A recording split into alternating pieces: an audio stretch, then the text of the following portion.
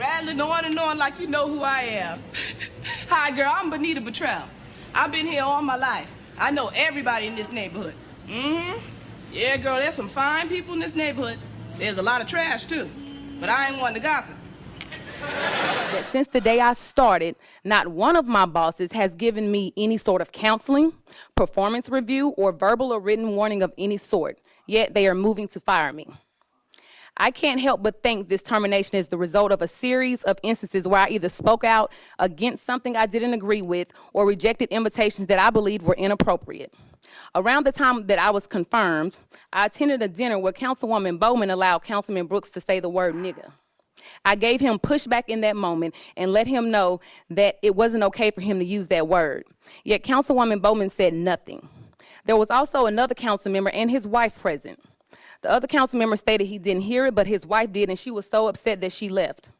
When I later questioned Councilwoman Bowman about why she remained silent, she told me he was a different type of white guy, and she wasn't going to say anything because she may need him later. I guess she was right because she was able to convince him to take the lead on firing a young black woman so that she wouldn't have to be the face of it. Prior to that, Brooks had told me that black women like and other white men can't get away with the same things that he could with black women. In that same conversation, he told me he hardly ever comes to the council office, but now that I'm working here, he may come more often. I blew off his comments initially, thinking maybe he had too much to drink. But after hearing him say the N-word, I knew he thought he could say and do whatever he wanted. After this, anytime Councilwoman Bowman asked me to join her and Councilman Brooks for drinks, I declined. When Councilman Brooks texted me past work hours, asking me if I was home or getting out tonight, I did not respond until the next morning. When he asked me on multiple occasions to join him at his bar for steak and drinks, I always declined.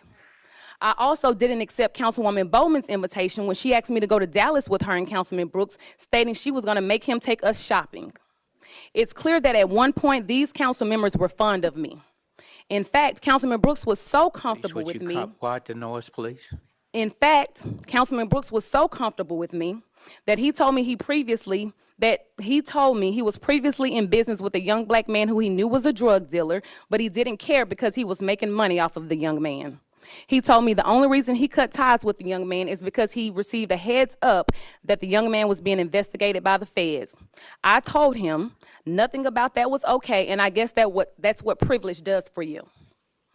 Likewise, the last time Councilman Brooks asked me to create legislation for him, he told me he wanted me to draft an ordinance that he knew would only affect Club Hayes and piss them off.